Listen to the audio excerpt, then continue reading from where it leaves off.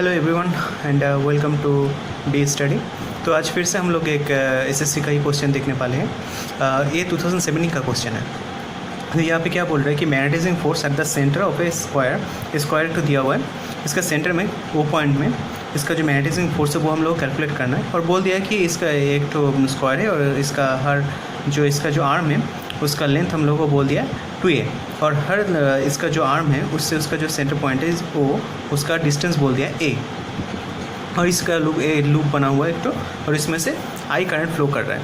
तो देखिए, तो इस टाइप का क्वेश्चन ऐसा ना आके दूसरा टाइप का भी आ सकता है। ठीक है, तो पहले हम लोग इसको देख लेते हैं। तो ये जो है ये मेनली ये हम लोगों के पास जो मांगा है वो बोला है कि मैग्नेटाइजिंग फोर्स मतलब H का वैल्यू हम लोगों से पूछा गया है। H का वैल्यू हम लोगों से पूछा गया है, तो हम लोगों को H का वैल्यू निकालना है। तो ये मेनली जो क्वेश्चन है ये बायो-सावर्ट लॉ का ऊपर क्वेश्चन है। ठीक है, तो हम लोग पहले क्या करेंगे, इसका B निकालेंगे और B के बाद हम लोग उसका जो रिलेशन होता है H के साथ μ0 × H, ये वाला इक्वेशन का हम लोग यूज़ करके हम लोग H का वैल्यू निकालेंगे। That is H equals to हम लोग का आ गया B/μ0। तो हम लोग को पता है कि अगर एक ठो ऐसा कंडक्टर है जिसमें से I करंट फ्लो कर रहा है, ठीक है, एक इन्फिनिटी इसका लेंथ पकड़ लेते हैं कि इसका इन्फिनिटी है, और इसका जो पॉइंट है यहाँ पे एक तो पॉइंट है, सपोज समझ लीजिए P पॉइंट है। यहाँ पे हम लोग को अगर B का वैल्यू निकालना है तो इसका जो फॉर्मूला है वो है हम लोग का B equals to μ0 by 4π I by R sine θ1 plus sine θ2। तो ये फिगर में देख लेते हैं हम लोग। ठीक, पॉइंट है ये P पॉइंट है, समझ लीजिए। ये जो हम लोग का जो कंडक्टर है ये हम लोग का A1 है, इसका एक पॉइंट A है और दूसरा पॉइंट A1 है। इस बीच हम लोग को P पॉइंट में निकालना है, और इसका जो पॉइंट है इसका डिस्टेंस पकड़ लीजिए कुछ है R है। ठीक है, और इसका जो टोटल लेंथ है इसका लेंथ पकड़ लेते हैं हम लोग L है। तो और ये बन जाता है इसका θ1, ये बन जाता है इसका θ2। तो अभी अगर हम लोग को बोला कि ये वाला फॉर्मूला आप लोग याद कर लीजिएगा। ठीक है, तो एग्जैक्ट पॉइंट ऑफ व्यू से ये बहुत ही इंपॉर्टेंट है। ठीक है, तो देखिए यहाँ पे जो θ1 है और जो θ2 है वो θ1 बन गया ये वाला और θ2 बन गया ये वाला। अगर हम लोग को बोलता है कि निकालना है, समझ लीजिए कि इन्फिनिटी लेंथ के लिए निकालना है, तब हम लोग का क्या बन जाएगा। अगर इन्फिनिटी जाना है मतलब कि अगर इस पॉइंट से चालू हो रहा है तो हम लोग का इन्फिनिटी मतलब ये 90 डिग्री बन जाएगा। इन्फिनिटी अगर हम लोग ऐसे करके इसको देखेंगे, अगर ऐसा करके हम लोग देखेंगे, अगर ये ऐसा जाके 90 बन जाएगा मतलब ये इन्फिनिटी बन जाएगा। सिमिलरली θ2 भी वैसा ही होगा।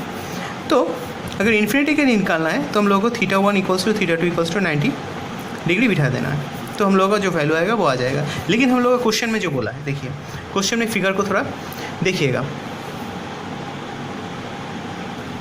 जरा गौर से देखिए।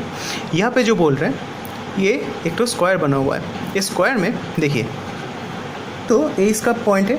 तो हम लोग को मालूम क्या है, ये हर एंगल 90 डिग्री आता है, इसका हर एंगल 90 डिग्री आता है, हर एक एंगल इसका 90 डिग्री है क्योंकि स्क्वायर है।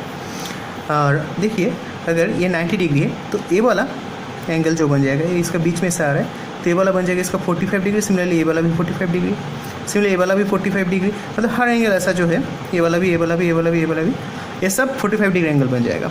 तो हम लोग को अगर सिर्फ इस आर्म के लिए इस पॉइंट में निकालना है तो हम लोग क्या करेंगे, इस फॉर्मूला का हम लोग यूज़ करेंगे। इस फॉर्मूला का हम लोग यूज़ करेंगे तो फिर हम लोग का इधर में क्या बन गया, θ1 इक्वल्स टू θ2 इक्वल्स टू हम लोग का 45 डिग्री बन गया। ठीक है ना, क्योंकि हम लोग का ए वाला भी 45 डिग्री, ए वाला भी 45 डिग्री है। दैट इज़ इस पिक्चर को देखिए। ठीक है, ए वाला 45 डिग्री, ए वाला भी 45 डिग्री। ठीक है, तो बी का वैल्यू सिर्फ एक आर्म के लिए, ठीक, सिर्फ एक ही आर्म के लिए जो बनता है वो है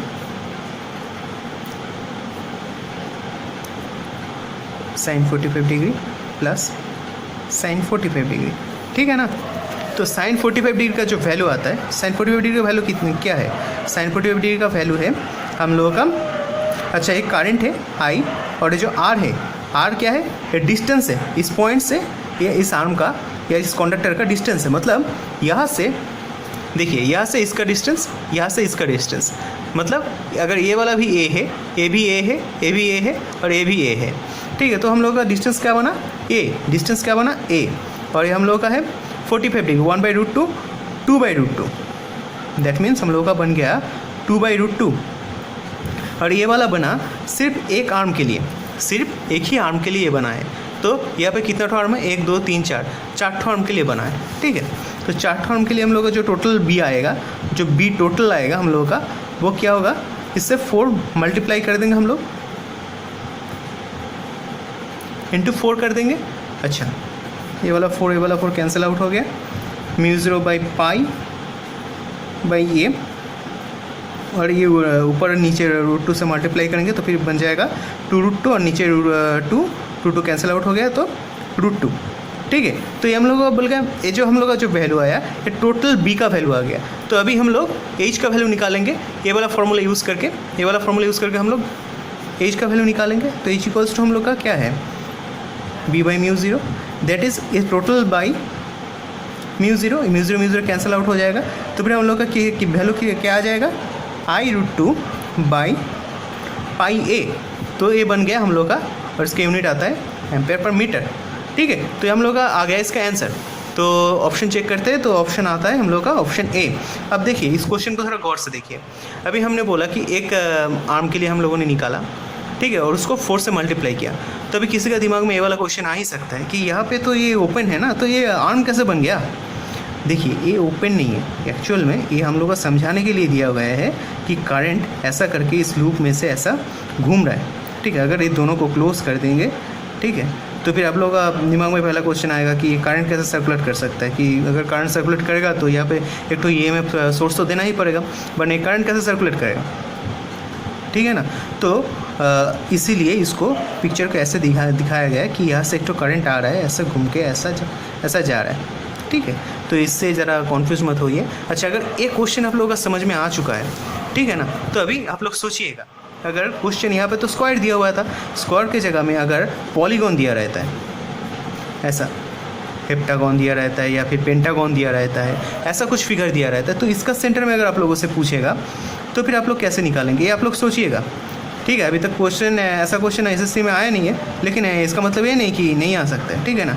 एक ही थ्योरी है, यही वाला फॉर्मूला यूज़ कीजिएगा और थोड़ा बहुत दिमाग लगाइएगा, तो समझ लिए हर आर्म का डिस्टेंस जो है वो ए बोल दिया या आर बोल दिया, कुछ भी सेम बोल दिया, ठीक है ना। तो आप लोग सोचिएगा ऐसा कैसे हो सकता है, मतलब इसका पॉइंट में कितना आएगा, या फिर ऐसा ट्रायंगल भी बोल दिया, ये आपका इक्विलेटरल ट्रायंगल बोल दिया, इसका सेंटर में कितना आ सकता है, मतलब ये सब पिक्चर को लेकर आप लोग सोचिएगा, ठीक है ना। अभी तक इसी में आया नहीं, लेकिन इसका मतलब ये नहीं कि नहीं आ सकता, ठीक है ना, तो आ सकता है। तो आप लोग सोचिएगा इन सब में, अगर सॉल्व नहीं हो रहा है तो कमेंट सेक्शन में लिखिएगा, तो हम लोग फिर से ये वाला पिक्चर लेके हम लोग काम करेंगे, ठीक है। और एक बात, ये जो हम लोग का फॉर्मूला है बहुत इंपॉर्टेंट है, नोट कर लीजिएगा, ठीक है। और एक बात, हम यहाँ पे इसका डेरिवेशन नहीं दिखाए, इसका डेरिवेशन हम लोग नहीं दिखाए, क्योंकि अगर ये एग्जाम पॉइंट ऑफ व्यू से इसका डेरिवेशन उतना इंपॉर्टेंट नहीं है, लेकिन अगर आप लोगों को लगता है कि ये इंपॉर्टेंट है, ये करना चाहिए इसका डेरिवेशन, तो वो भी कमेंट सेक्शन में हम मेरे को लिखिएगा, हम इसके ऊपर भी एक तो डिस्क्रिप्टिव टाइप वीडियो भी लेके आएंगे, ठीक है। Thank you.